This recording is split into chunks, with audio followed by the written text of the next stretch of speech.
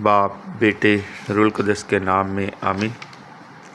अंजील मुक़द्दस मुताबिक मुक़द्दस लूका की तरतीब, पहले बाब की पहली आयत से चौथी आयत। रवायात की रोशनी में यीशु की ज़िंदगी और उसके नस्ब व लैन को पेश करने के लिए मुसन्नफ़ का इरादा।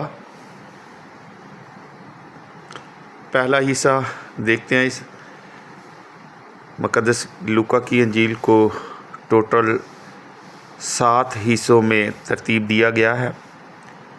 पहले बाब की 5वीं आयत से चौथे बाब की 44 आयत तक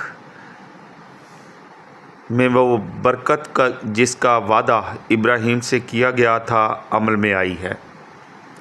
पहले बाब की 5वीं आयत से 80 आयत यूहन्ना इस्तबागी और यीशु की पैदाइश को मतवाज़ी अंदाज में पेश किया गया है और ऐसे ही उन दोनों का मिशन है। दूसरे बाब की पहली आयत से 52 आयत अंबिया के अल्फाज में बैतलहम में फ़रिश्ते यीशु की पैदाइश का ऐलान करते हैं। शमा उन यीशु को कौमों के नूर की हैसियत से खुश आमदीद कहता है और सलाम करता है। हैकल में गुमशुदा यीशु अपने बाप के साथ अपना रिश्ता और नस्ब व लैन ज़ाहिर करता है।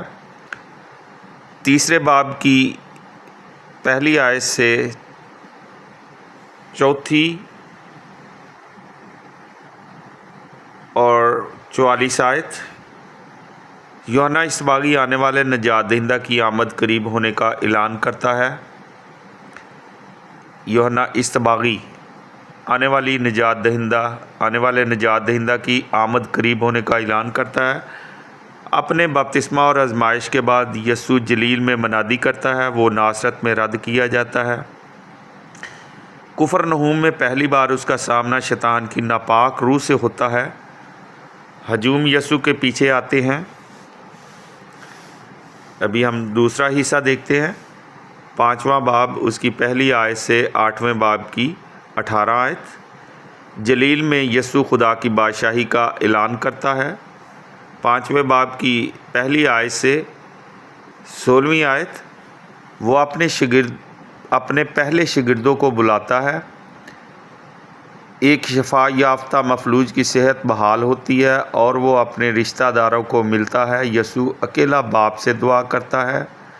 उसका कलाम तब्दीली की दावत है। शफ़ाएँ क़यामतुल मसीह के निशानात हैं। 5वें बाब की 17 आयत से 6ठे बाब की 11 आयत मजहबी रहनुमा परेशान होते हैं। कुछ आलम शरा यरूशलेम से तहकीक करने के लिए आते हैं। यीशु मुकम्मल तौर पर रवायात की तोहम परस्ती के ख़िलाफ़ चलता है। 6ठे बाब की 12 आयत से 49 आयत यीशु 12 रसूलों को चुनता है और बरादरी की बुनियाद रखता है। बहुत जल्द ख़वातीन के गिरोह की तश्कील होगी। यीशु बयान करता है कि शागिर्दों को कैसे रहना चाहिए। गरीब, अदना, हलीम मुबारक हैं जो खुदा पर ईमान रखते हैं। शागिर्दों को अपने दुश्मनों से भी प्यार करना चाहिए। मुआफ़ करने वाला और फ़राख दिल होना चाहिए। उसे किसी पर ऐब नहीं लगाना चाहिए और ना ही किसी पे फतवा लगाना चाहिए। वो फलदार होगा, शादमानी और खुशी का तजर्बा करेगा। वो यीशु के कलाम की चट्टान पर मजबूती से खड़ा होगा। 7वां बाब उसकी पहली आयत से 8वें बाब की 18 आयत यीशु बरादरी के मकसद और दायरा को वसी करता है। वो गुनाहगारों और गैर यहूदियों से ख़िताब करता है, यहाँ तक कि यूहन्ना इस्तबागी खुद पूछता है। अंजील मुक़द्दस का तीसरा हिस्सा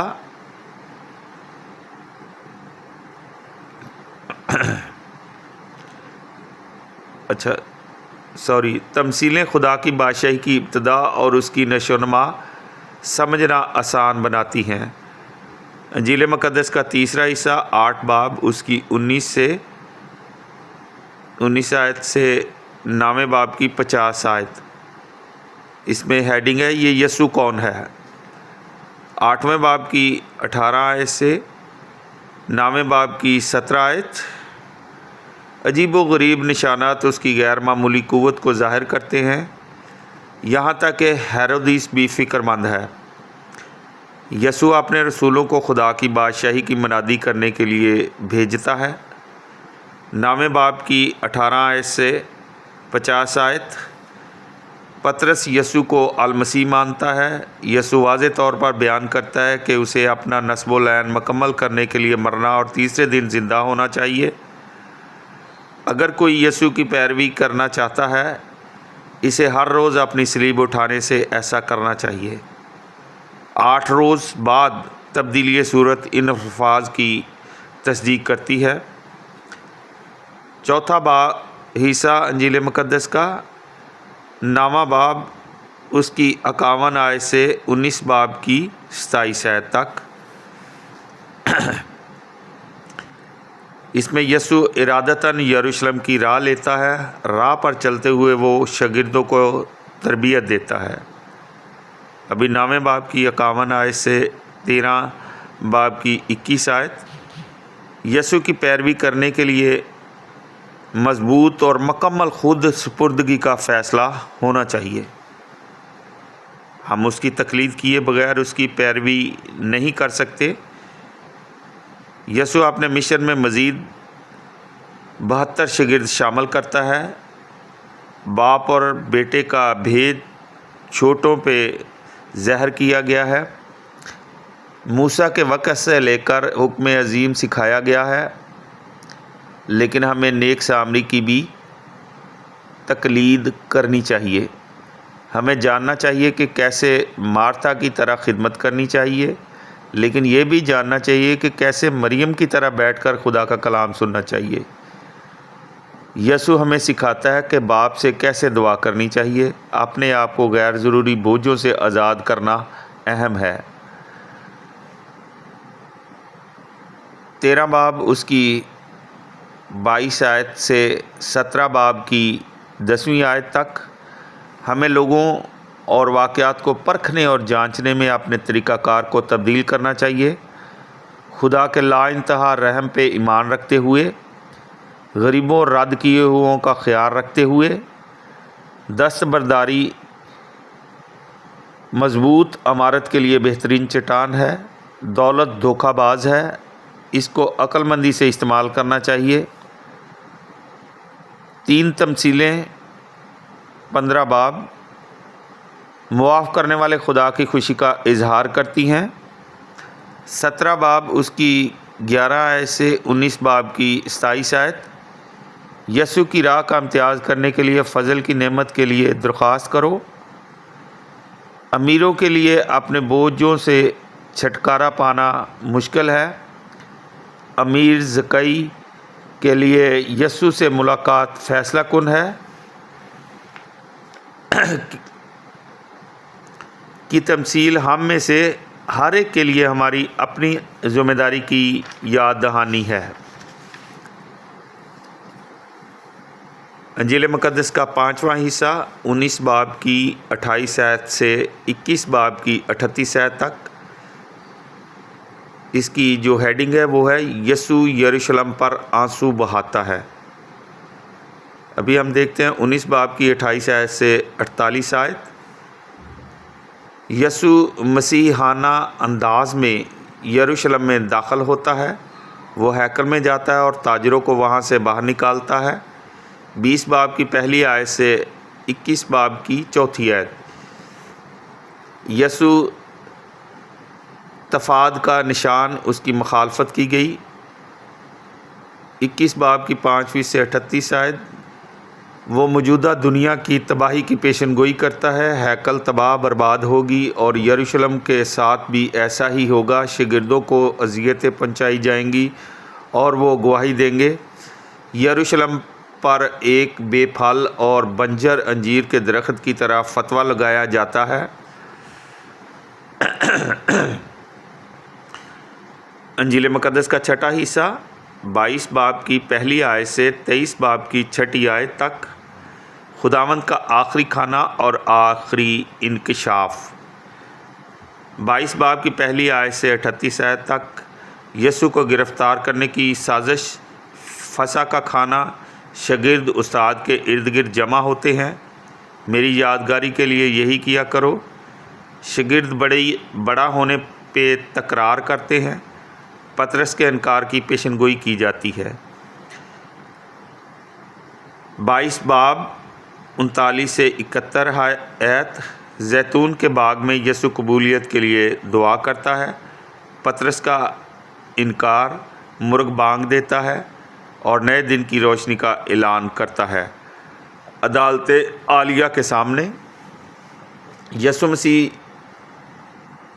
یسوع المسیح ہونے کا دعویٰ کرتا ہے، ابن انسان اور ابن خدا۔ 23 باب کی پہلی آیت سے 56 آیت۔ بے عیب یسوع پر رومی حاکم کی طرف سے بحیثیت یہودیوں کا بادشاہ موت کا فتویٰ لگایا گیا۔ 2 ڈاکوؤں کے درمیان یسوع صلیب پر کیلوں سے جڑا گیا۔ وہ اپنی زندگی کا نذرانہ پیش کرتا ہے، اس کا دکھ اٹھانا لازمی تھا۔ وہ ایک نئی قبر میں دفن ہوا۔ انجیل مقدس کا 7واں حصہ 23 باب اس کی 56 آیت سے 24 باب کی 53 آیت۔ یسوع موت پر غالب آتا ہے، یہ ہیڈنگ ہے۔ ابھی ہم 23 باب کی 56 آیت سے 24 باب کی 12 آیت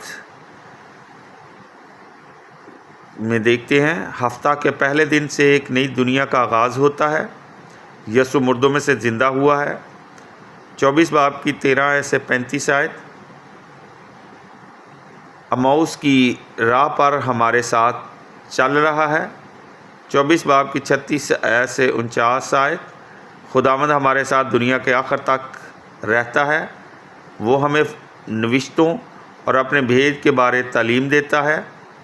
24 باب کی 50 سے 53 آیت۔ یسوع زندہ خدا ہے، وہ خداوند ہے جو الہی جلال میں داخل ہوا ہے۔ آج ہم نے انجیل مقدس بمطابق لوکا کی ترتیب سٹڈی کی ہے۔ اپنے خادم ریورنڈ بشپ ڈاکٹر اسٹیفن صدیق کو اجازت دیں۔ نیکسٹ بائبل سٹڈی کے ساتھ آپ کی خدمت میں دوبارہ حاضر ہوں گا۔ مسیح خداوند ہم کو اپنا کلام پڑھنے، سننے اور اس پر عمل کرنے کی توفیق عطا فرمائے اور کلام کی اس کنجی کو سمجھنے کی توفیق عطا فرمائے۔ آمین۔